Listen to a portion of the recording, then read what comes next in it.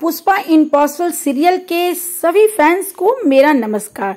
तो फैंस, आप लोग जैसा कि जानते हैं कि कुंजवाला मौसी अचानक से पुष्पा के घर पे आ गई है और वो अश्विन कुमार को घर के अंदर ले आती है, क्योंकि उसे अच्छा नहीं लगता है कि घर का बेटा बाहर सोया हुआ है और चूंकि उनका वो प्यारा दामाद है तो वो उसे घर के अंदर ले आती हैं।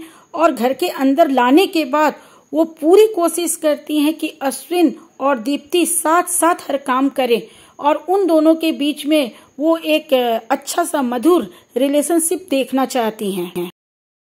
जब दीप्ति उनसे पूछती है, यानी कि अपनी दादी से, कुंजवाला दादी से जब वो पूछती है कि दादी आप बिना कोई इन्फॉर्मेशन के अचानक से कैसे आ गई, तो वो बड़े प्यार से अपनी पोती से यानी कि दादी से और अश्विन से बोलती हैं कि दरअसल मुझे सपने में आया कि मैं परदादी बनने वाली हूँ और यही खुशी मुझे यहाँ खींच लाई। मुझे पता है कि अभी मैं दादी नहीं बन रही हूँ, लेकिन मैं चाहती हूँ कि मैं तुम दोनों के बच्चे का मुंह देखूं और परदादी बनके ही इस संसार से जाऊं, इसलिए मैं यहाँ आई हूँ।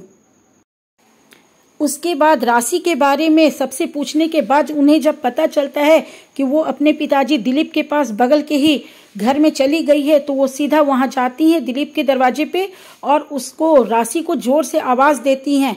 राशि और दिलीप दोनों अंदर से निकलते हैं और वो दिलीप से पूछती है कि राशि यहाँ क्या कर रही है। फिर वो राशि से भी, दिलीप नहीं बोल पाता है क्योंकि वो नहीं जान रहा है कि वो कौन है। राशि से पूछती हैं तो राशि कहती है कि तो क्या हुआ, मैं मम्मी से पूछ के डैड के घर पे आई हूँ। फिर जब दिलीप को ये पता चलता है बातों बातों में कि वो दीप्ति की दादी है, यानी कि पुष्पा की बड़ी समधन है, तो वो उनको नमस्कार भी करता है। आगे वो राशि को कहती हैं कि तू अपनी मम्मी को छोड़ के यहाँ कैसे रह सकती है, मैं अब यहाँ आ गई हूँ और तू यहाँ पर अपनी मम्मी के पास आ जा। राशि उनकी बातों का कोई जवाब नहीं देती है और अंदर यानी कि घर की तरफ जाने लगती है। तभी वो लोग देखते हैं कि कार में मनीष और सोनल बहन आई हैं। अब मनीष जी और सोनल क्यों आई हैं, क्योंकि उनको अश्विन और दीप्ति जो हैं फोन करके बता चुके हैं कि कुंजवाला मौसी उनके घर पर आई हुई है। अब सोनल ने तो कसम खाई हुई थी कि वो चौल में कदम नहीं रखेगी और कभी भी अश्विन से बात नहीं करेगी, लेकिन चूंकि उनकी सास पुष्पा के यहाँ आई हुई हैं और मनीष उनको लेके आता है और मजबूरी में सोनल को पुष्पा के घर पे और उस चौल में आना ही पड़ता है। अब यहाँ आने के बाद सोनल घर के अंदर जाती है। वो बिल्कुल भी बहुत ज्यादा नाराज है, लेकिन वो अपनी सास के डर से, यानी कि कुंजवाला मौसी के डर से वो चुप रहती है और घर के अंदर आती है। मनीष जी और सोनल जी भी कुंजवाला मौसी से अचानक आने का कारण पूछते हैं, तो कुंजवाला मौसी बोलती हैं कि मुझे परदादी बनना है, दीप्ति और अश्विन कुमार के बच्चे का मुंह देखना है, इसलिए मैं यहाँ आई हूँ। अब ये काम तो किसी से होने वाला है नहीं। मैं कल सत्यनारायण भगवान की पूजा इस चौल में करवाने वाली हूँ और इन दोनों को पूजा के बाद आशीर्वाद देने वाली हूँ, इसलिए आज रात को तुम दोनों भी यहीं रुकोगे।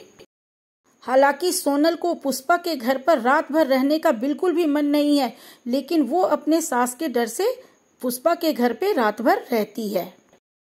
अब आगे के दृश्य में दिखाया जाता है, यानी कि अगले सीन में, कि वो जो ऑर्गेनाइजर लोग हैं जिनका की पटोला का बहुत बड़ा फैक्ट्री है, जिन्होंने पुष्पा के पिताजी को सम्मानित किया है, उनके नाम पर चौक का नाम रखा है, वो लोग अपनी फैक्ट्री में पुष्पा को लेकर आते हैं। उस फैक्ट्री को देखकर वो देखती है कि फैक्ट्री में उसके पिताजी की एक तस्वीर भी है, तो बहुत खुश हो जाती है।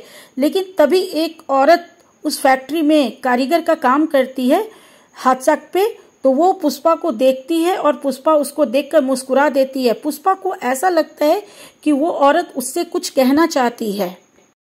दरअसल वो औरत पुष्पा को अपने घर ले जाना चाहती है।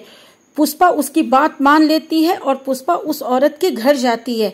उस औरत के घर जाने पर पुष्पा काफी खुश होती है और उसके घर पे खाना भी खाती है। वो अपने घर पे पुष्पा के लिए और मास्टर जी के लिए, दोनों लोग ही उसके घर पे आते हैं और वो उन दोनों को अपने हाथ से खाना बनाकर खिलाती है। बातचीत करने से पुष्पा को काफी खुशी होती है और उसे पता चलता है कि वो भी पटोला बुनती है, यानी कि हाथ साक चलाना जानती है। लेकिन उस औरत का दुख कुछ और है।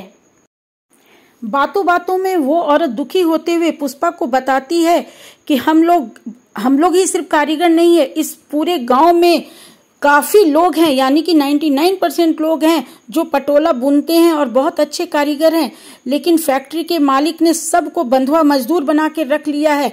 सभी के घर में हाथ साग है, लगभग सभी के पास हाथ साग है, लेकिन वो किसी को भी हाथ साग नहीं चलाने देते हैं। सब वो लोग सोचते हैं कि हम लोग कोई अपना बिजनेस या व्यापार ना करने लगे, इसलिए वो लोग हमें चलाने नहीं देते हैं।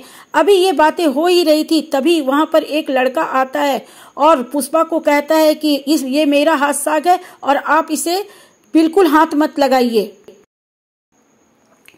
उस लड़के के क्रोध को देखकर पुष्पा जल्दी से हाथ पीछे कर लेती है, लेकिन वो समझ नहीं पाती है कि वो लड़का कौन है और क्यों इतने गुस्से में है और क्यों मुझे हाथ साग को हाथ नहीं लगाने दे रहा है।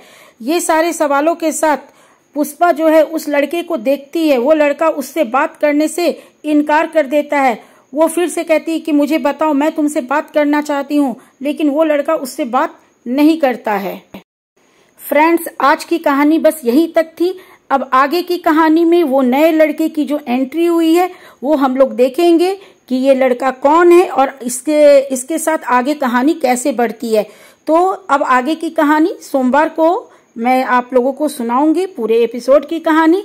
तब तक के लिए बाय बाय।